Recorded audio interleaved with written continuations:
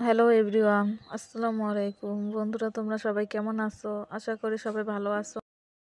নতুন একটা ভিডিও নিয়ে তোমাদের সাথে শেয়ার করার জন্য চলে এসেছি। আজকে আমি বানাবো বুটের হালুয়া। সবার সবাই কম বেশি হালুয়া বানায়, কিন্তু বুটের হালুয়াটা কমই বানায়। এতেও মজার, অনেক সুস্বাদু হয়ে থাকে। প্রথমে আমি নিয়েছি আধা কেজি বুট। ভালো করে 2 থেকে 3 বার ধুয়ে নিয়েছি। এখন একটি চুলাতে কড়াই বসিয়ে বুটগুলো সব দিয়ে দিব। দিয়ে পরিমাণ মতন পানি দিয়ে আমি সিদ্ধ করার জন্য রেখে দিব। বেশিরভাগ হালুয়া পচে যায়, কিন্তু আমি যেভাবে বানাবো এভাবে হালুয়া বানালে 5 থেকে 6 দিন খাওয়া যায়, কিন্তু পচে না। আমার এখন বুটটা সিদ্ধ হয়ে গেছে। আমি ভালো করে নেড়ে চেড়ে দেখে নেব বুটটা সিদ্ধ একবার মোমের মতন হয়ে গেছে। দেখতেই পাচ্ছ কেমন নরম হয়েছে। আমি এখন আস্তে আস্তে করে সব বুটগুলো একটি বাটিতে তুলে নেব। নিয়ে পাটার ভিতরে অল্প অল্প করে আমি বেটে। বেশিরভাগ মানুষ ব্লেন্ডার করে, কিন্তু ব্লেন্ডার করলে স্বাদটা তেমন হয় না বুটের হালুয়ার। তা আমি বেটে নিব, বাটলে একটু শক্ত শক্ত হয়। তাই আমি প্রথমে একটি চুলায় কড়াই বসিয়ে নিব। নিয়ে পরিমাণ মতন তেল দিয়ে, তেলটা গরম হলে বুটগুলো দিয়ে দিব। দিয়ে আমি ভালো করে নেড়ে চেড়ে নিব। যে তেলের সাথে বুটটা ভালো করে মিক্স হয়ে যায়, দিয়ে দিব পরিমাণ মতন স্বাদ মতো লবণ। দিয়ে ভালো করে নেড়ে চেড়ে 5 মিনিটের মতো নাড়ব। দিয়ে দিব পরিমাণ মতন চিনি।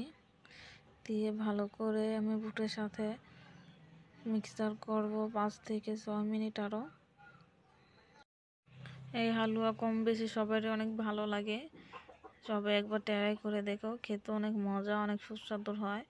দেখতেই পাচ্ছ আমার বুটগুলো একবারে পানি ছেড়ে দিয়ে একবারে নরম হয়ে গেছে। দিয়ে দিব কিছু এলাচ, গরম মশলা, সাথে দিয়ে দিব 2টা তেজপাতা। দিয়ে পরিমাণ মতো পানি দিয়ে দিব। পানি দিয়ে ভালো করে নেড়ে চেড়ে নিব। পানির সাথে আমি ভালো করে নেড়ে চেড়ে নিব, যে বুটের সাথে পানিটা মিক্স হয়ে যায়। 5 থেকে 6 মিনিট আমি আরও নেড়ে চেড়ে রান্না করব।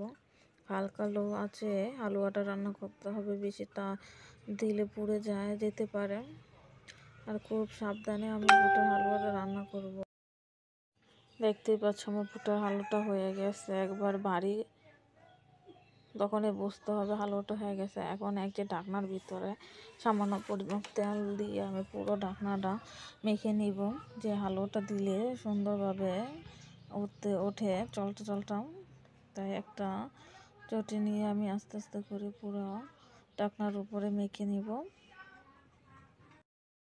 এখন একটু সামান্য পানিতে হাত ভিজিয়ে হালকা করে চাপ দিব, যেন হালুয়াটা সুন্দরভাবে ঢাকনাতে লেগে যায়। 2-3 মিনিট আমি করব। দেখতেই পাচ্ছ কত সুন্দর হয়ে গেছে। এখন কিছু কাজু বাদাম নিয়েছি, ছোটো ছোটো টুকরো করে আমি এখন হালুয়ার উপরে ছিটিয়ে দিব সবগুলো কাজু বাদাম। দেখতেই পাচ্ছ তোমরা কত সুন্দর হয়েছে।